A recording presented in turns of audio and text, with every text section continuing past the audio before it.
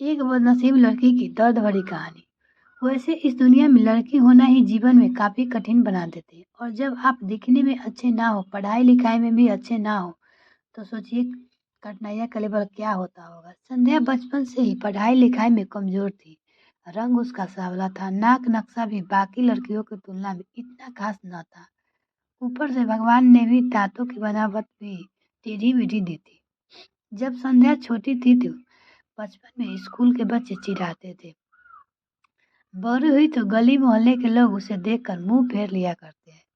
कोई भी उसका दोस्त बनने के लिए तैयार ना था। उसके रिश्तेदार भी कुछ खास उसे भाव दिया ना करते। बस एक उसकी माँ ही थी जिसे उसके सूरत या लुक से कोई फर्क नहीं पड़ता। माँ संध्या और संध्या माँ के लिए बेहद प्यार करते थे। दुनिया भर की आलोचनाओं में सहने की शक्ति थी माँ संध्या के लिए। जब कोई भी उसे डफर बोल देता या जब कोई उसे बदसूरत बोल देता, जब संध्या को शादी के लिए देखने आए लोग उससे बिना पसंद किए लौट जाते हैं, यहाँ तक कि जब खुद की पापा भी उसे मनहूस बोल देते, तब माँ ही थी जो उसे समझाती थी कि लोगों को बोलना से क्या होता है, तू तो मेरी प्यारी बेटी है। भगवान के लिए इतने सारे अन्यायों के बावजूद संध्या जीना सीख गई थी। वो खुश रहना सीख गई थी। जो भी गिने चुने लोग उससे बातें करते उन्हें चुटकुला सुनाकर हंसाया करती और खुद भी ठहाके लगाकर हंसा करती।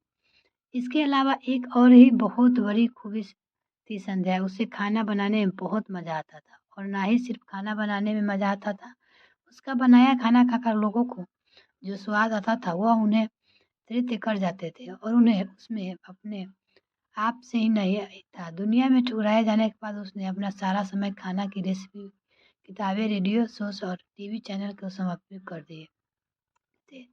संध्या की तारीफ तो कोई भी नहीं करता, लेकिन उसके हाथों का खाना बने की तारीफ हर एक व्यक्ति करता जो उसे चखाता। इस एक गुण की वजह से संध्या अपने आजू-बाजू की औरतों में फेमस हो गई, क्योंकि जिसे भी खाना पकाना सीखना या कुछ नया पकवान बनाने में सीखना हो, तो वह संध्या के पास आती और संध्या की खुशी-खुशी उन्हें सब सिखाती। उसके पास आने वाली औरतें अच्छा खाना बनाना तो सीख जाती, लेकिन लाख कोशिश करने के बाद भी संध्या के हाथों का वह जादू जो सबको तृप्त कर जाता, वो कोई ना सीख पाता।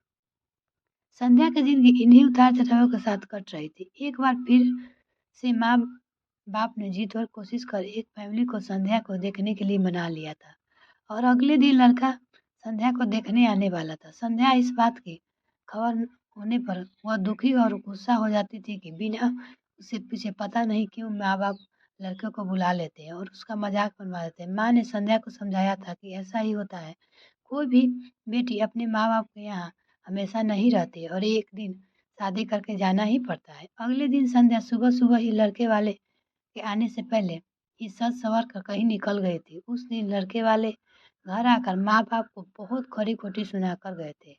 वैसे ही पापा संध्या को हमेशा ही गुस्सा रहता था, लेकिन उसकी इस हरकत से उनको गुस्सा में से पागल कर दिया। उसके दिन पापा ने संध्या का सारा गुस्सा माँ पर उतार दिया था, यह कहकर कि एक मनुष्य बेटी को जन्म देकर भी तुम्हें मन नहीं भरा, इसीलिए उसको लाड प्यार देकर सर पर बिठा लिया है। हमेशा अपनी बेटी के बारे में गलत बोलने वाले से नाराज रहने वाली माँ आज खुद संध्या से नाराज हो गई थी और यह संध्या के घर वापस आने की बेसब्री से राह देख रही थी ताकि अपना गुस्सा उस पर उतार सके। सूरज ढलने से पहले संध्या घर लौट आई थी। उसके चेहरे पर एक अजीब सी खुशी, हाथों में एक चेक था और एक सर्टिफिकेट था। संध्या माँ से कुछ कहना चाहती थी, लेकिन इससे पहले संध्या की माँ मुंह से एक भी शब्द कह कर पाती, माँ ने उसे खरी खोटी सुनाना शुरू कर दिया।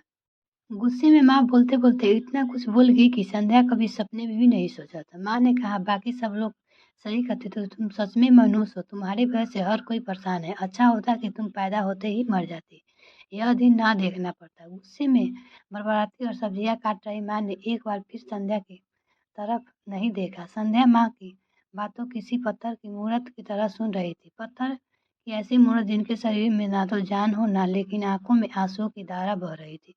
संध्या ने माँ से पूछा, माँ क्या सच में तुम चाहती हो कि मैं मर जाऊँ? क्या इतनी बुरी हूँ मैं? माँ अभी भी गुस्सा सर पर सवार होने की वजह से माँ ने कह दिया, हाँ। बिना एक पल भी सोचे संध्या ने सीधे अपने कमरे में जाकर कमरा अंदर से बंद कर लिया था।